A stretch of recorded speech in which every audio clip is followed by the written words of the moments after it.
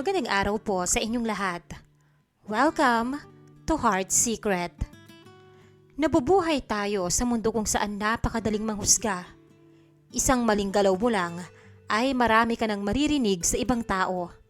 At aminin man natin sa hindi, madalas nagiging ganon din tayo.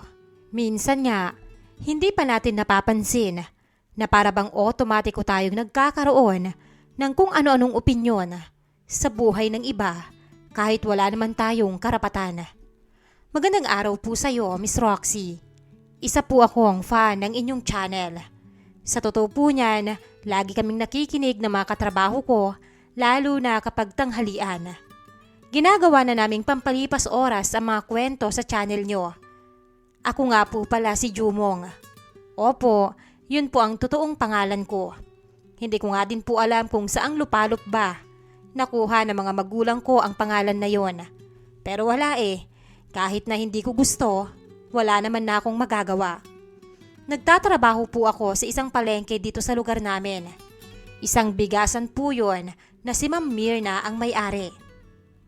23 years old pa lang po ako at hindi naman sa pagmamayabang, pero sinasabi po ng marami na may kagwapuhan daw ako. Kaya naman hindi may iiwasan na marami ang nagpapapansin sa akin dito sa palengke. Hi Jumong, kumain ka na ba? Halika dito, ililibre kita. Kuha ka lang dyan ng gusto mong ulam. Huwag mo nang bayaran. Alok sa akin ni Jopay. Siya ang may-ari ng karinderya dito sa may tabi namin. Bata pa pero business-minded na. Halos kaedad ko lang yata tong si Jopay. Naku Jumong, huwag ka dyan. Panis ang mga luto niyan. Alam mo bang ikatlong init na yan? Dito ka sa akin. Fresh ang mga ulam ko. Kasing fresh ko. Halika na dito para matikman mo ko. Yung paninda ko pala. Niken, o tawagin na lang po natin siyang Candy dahil yun ang mas gusto niya. Katabi siyang karinderya ni Jopay. Naku pre, ayan na naman yung dalawa. Mukhang nagpapatagisan na naman ang pagpapapansin sa'yo Bulong sa akin ni Joseph habang papunta kami sa pwesto kung saan kami nagtatrabaho. Ay nako, kayo talagang dalawa. Kumain na ako sa bahay. Alam kong guguluhin nyo na naman ako At hindi na naman ako makakapagtrabaho kaagad kapag may pinansin ako sa inyo. Minsan kasi Miss Hart, may pinagbigyan ako sa kanilang dalawa. Ngunit nagalit naman yung isa at maghapon nilang pinag-awayan yon. Miss Hart, hindi naman po sa pagmamayabang. Pero marami po talaga ang nakakapansin sa akin. Noong una, hindi ko nga maintindihan kung bakit. Pero si Joseph ang nagsabi sa akin na mukhang lapitin daw ako ng mga babae. Kung ako po ang tatanungin, yung sakto lang po, hindi naman kagwapuhang masyado. Sa totoo lang matangkad po talaga ako. Moreno at sabihin na nating may itsura. Pero hindi naman po ako yung tipong artistahin talaga.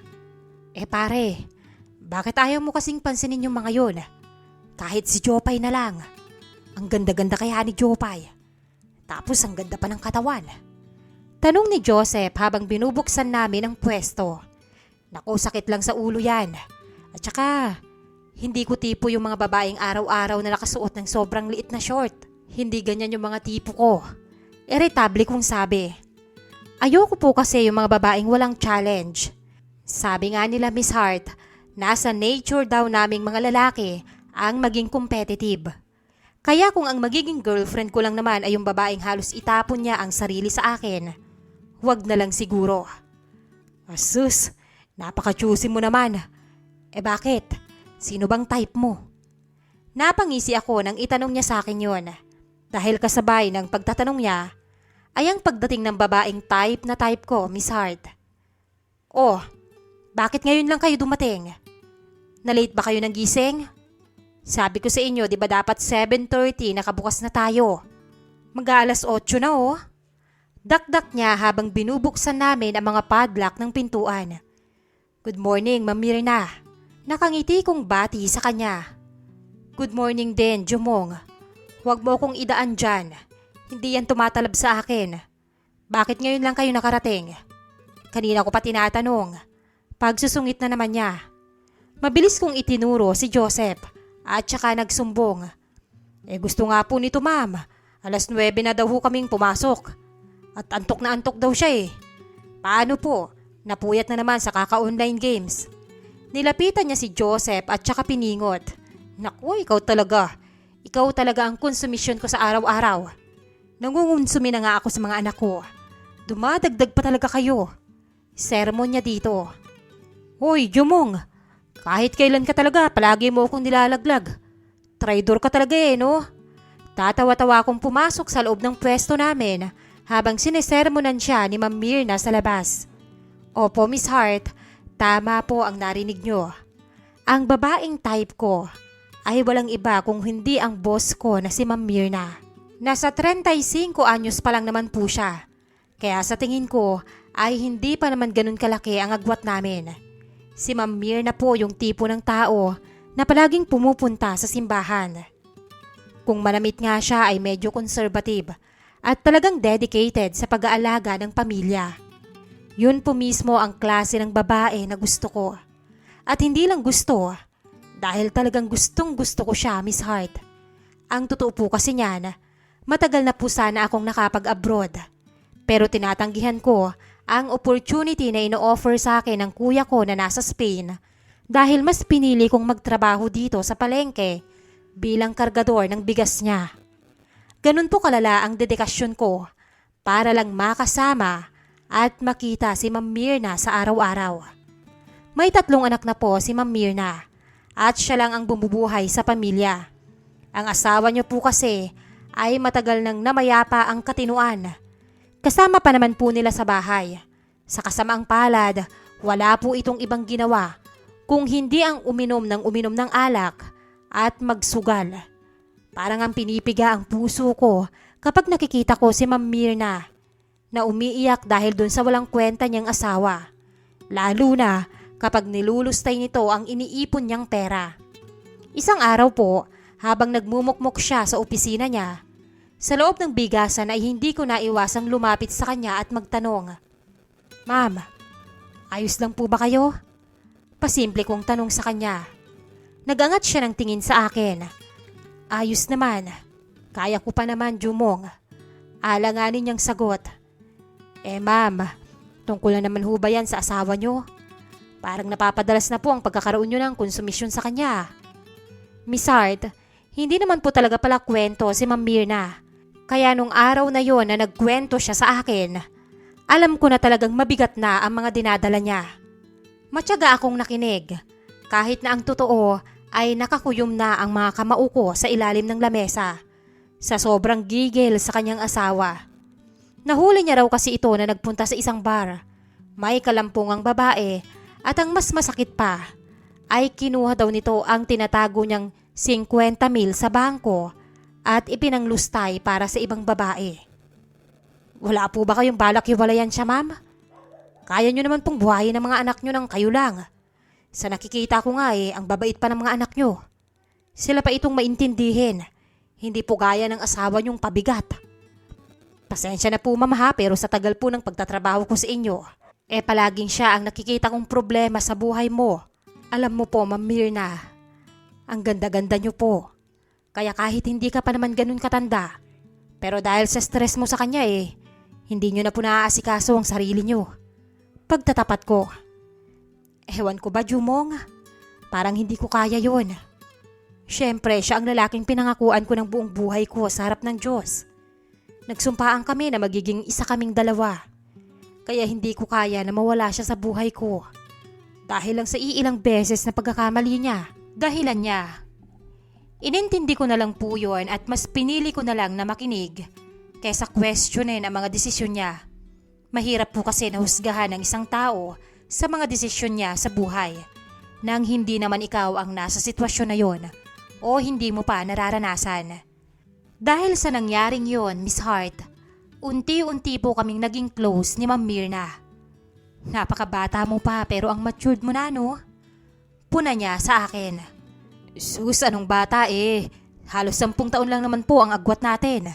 Pagdadahilan ko. Oh, bariuin mo yun, 10 years? Pero kung mag-isip ka, parang nasa 50s ka na. Sabay kaming natawa dahil sa banat niya. Mula po noon ay palagi na siyang nagsasabi sa akin ng mga problema niya. Palagi kaming nagkukwentuhan at syempre, hindi mawawala na minsan ay may kasama rin yung iyakan. Lalo na kapag ang problema niya ang magaling niyang asawa. Isang araw po ay nakalimutan kong kunin ang cellphone ko bago umuwi. Dahil na rin siguro sa sobrang pagod, hindi ko na naalalang kunin ito sa taas ng istante doon sa office namin. Nagulat ako nang pagdating ko sa may office namin sa bigasan ay nakabukas ang pintuan doon sa harap. Kumabog ng malakas ang dibdib ko dahil talamak pa naman ang nakawan dito sa amin. Noong nakaraan lang ninakawan ang pwesto ni Jopay, ang katabi naming karinderya. Dahan-dahan akong pumasok papunta sa loob. Kumuha ako ng isang tubo ng bakal na nasa gilid lang ng mga lagayan namin ng bigas. Nakabukas ang pintuan doon sa opisina ni Ma'am Mirna. Kaya naman, yon ang una kong pinuntahan. Tahimik pa akong naglalakad papunta doon nang may marinig ako na parang may humahagulgol. Ma'am Mirna? Kayo po ba yan? Tanong ko. Jumong, anong ginagawa mo rito? Tanong niya at halatang gulat na gulat. Oh ma'am, kayo po, ano pong ginagawa niyo rito? Binalikan ko lang po yung cellphone ko na naiwan ko dyan sa taas. Bakit umiiyak na naman ho kayo? Tanong ko sa kanya. Nilapitan ko siya at saka hinagod ang kanyang likod. Jumong, yung asawa ko kasi. Nag-away na naman kami at ayun, nakikipaghiwalay na sa akin. Miss Hart, tawagin niyo na po akong masamang tao. Pero tuwang-tuwa po talaga ako nang marinig ko yun. Hindi ko nga napigilang mapangiti. Kaya naman nag-iwas na lang ako ng tingin para hindi niya makita. Abay, ayos naman pala ma'am yung asawa niyo Siya pa po itong may lakas ng loob makipaghiwalay sa inyo. Aba, bakit ho? May nakita na ba siyang bagong sugar mommy? Walang pakundangan kong tanong. Grabe ka talaga, Jumong. Ang sama mo naman sa akin. Sugar mommy talaga? Natatawa niyang tanong kahit umiiyak. Ano po bang pinagkaiba niyo sa pagiging sugar mommy niya? Ang ipinagkaiba lang naman siguro nasa kanya pa kayo, mama. Direkta kong sabi sa kanya. Napabuntong hininga siya at ikinuwento sa akin ang mga nangyari. Kinakampihan pa daw pala ng biyanan niya ang asawa niyang batugan at ngayon ay gusto na atang tuluyang magbuhay binata at iwan silang mag-iina. Hindi ko talaga maintindihan kung bakit may mga lalaking ganoon, Miss Hart. Mag-aasawa, pagkatapos ayaw naman palang magpakaasawa at magpakaama. Muli ko po siyang dinamayan ng hapong yun. Bumili pa ako ng ilang pirasong alak na pinagsaluhan namin. Habang nagkukwento siya, Miss Hart, kakaiba po ito sa mga nakaraang pagkakataon kung kailan dinamayan ko siya. Dahil sa pagkakataong ito ay hindi lamang ang emosyonal niyang mga dalahin ang ibinahagi niya sa akin, kundi pati na rin ang buo niyang pagkatao, pati na ang kanyang katawan. Napakasaya ko po nang mangyari yun, Miss Hart.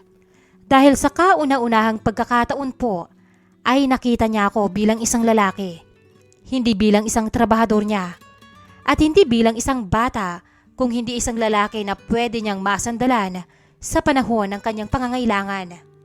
Ramdam na ramdam ko din po ang emosyon niya nung gabing yon. Siguro ay matagal na rin siyang hindi napagtutuunan ng pansin ng asawa niya, kaya ramdam ko talaga ang pangangailangan sa bawat haplos niya. Ang akala ko po noon, Miss Hart, ay magiging maganda na ang relasyon namin ni Ma'am Mirna. Tanga na akong tanga, pero ang sabi niya hindi niya ako kayang bigyan ng isang matinong relasyon. Pumayag po ako na maging kabit niya. Kahit nakakababa man po yun ang pagkatao at pagkalalaki, umaasa po kasi ako na kapag naghiwalay sila ng asawa niya, ay sa akin siya mapupunta. Pero hindi po ganon ang nangyari. Malayong malayo sa kung ano ang iniisip ko. Dahil isang araw ay pumutok ang chismis sa palengke. Sabi nga nila, walang sikretong hindi nabubunyag, lalo na kung napapaligiran ka ng mga chismosa. Jumong, totoo ba na may nangyayari sa inyo ni Aling Mirna? Kaagad na nanlaki ang mga mata ko. Hindi ako nakasagot. Nagpalinga-linga ako sa paligid at lahat ng tao ay nakatingin sa akin. Pero ang ipinagtataka ko kung bakit walang aksyon si Joseph na para bang inaasahan niya na mangyayari to. Ano? Saan mo naman nalaman yan? Tanong ko kay Jopay. Kanino pa ba? Di dyan sa kaibigan mo, ayan o, si Joseph.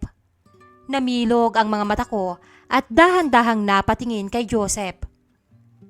Joseph? Anong pinagsasabi mo? Anong sinasabi nitong si Jopay na ipinagkakalat mo? Ano ka ba?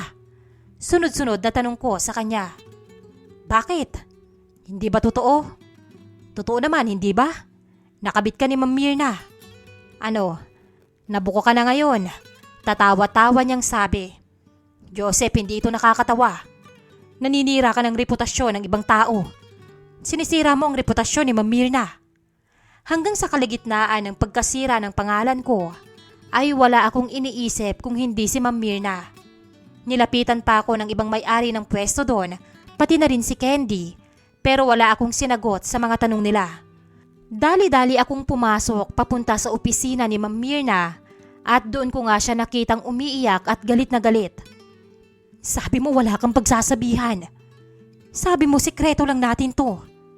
Paano nila nalaman? Galit na galit niyang tanong sa akin. Tumayo siya at pinaghahampas ang dibdib ko.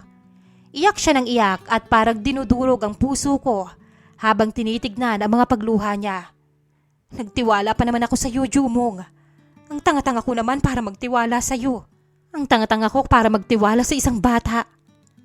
Yun na ata ang pinakamasakit na narinig ko sa buong buhay ko. Sa kabila ng mga nangyari sa amin, ay bata pa rin pala ang tingin niya sa akin.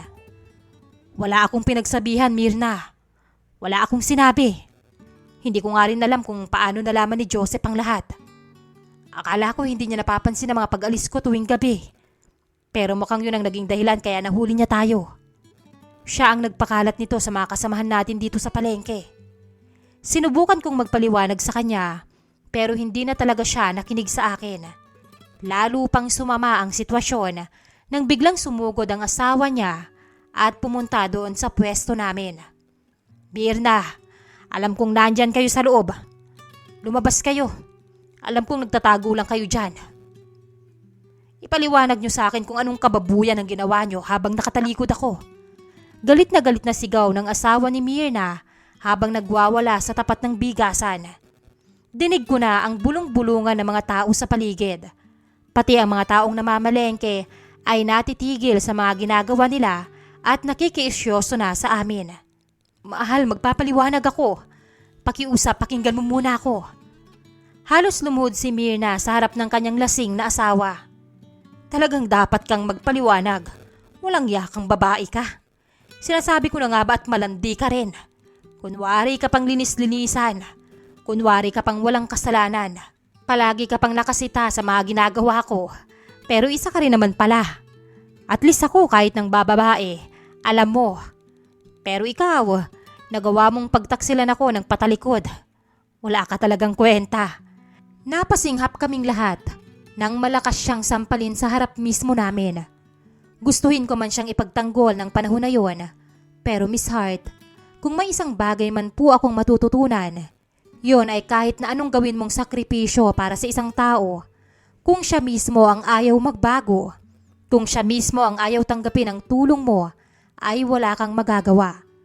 Ginawa ko ang makakaya ko para awatin ang asawa niya. Pero yun na rin po ang naging huling pagkikita namin ni Ma'am Myrna. Pero bago po ako tuluyang makaalis doon, nung araw na yon ay nakapag-usap pa kami. Nanghingi ako ng tawad sa kanya at ganun din siya sa akin. Nanghingi siya ng tawad dahil daw mas matanda siya, pero hindi niya napigilan ang kung anuman ang nangyari sa amin. Nanghingi siya ng tawad dahil pati ako ay ginamit niya para sa panandali ang kasiyahan niya, Miss Hart. Bakit ganon? Kahit na sobrang lala ng ginawa sa'yo ng isang tao, kahit ginamit ka lang niya, parang wala pa rin akong ibang naramdaman noon kung hindi ang awa at malasakit sa kanya. Naiwan kaming dalawa doon sa pwesto pagkatapos kaming bugbugin ng asawa niya. Opo, pati po ako ay nabugbog dahil hindi na rin ako pumalag. Alam ko naman kasi na may kasalanan din ako at karapatan niya yon bilang lalaki at bilang asawa. Ginamot ko ang pumutok niyang labi at nilapatan ng yelo ang mga pasa niya sa mukha.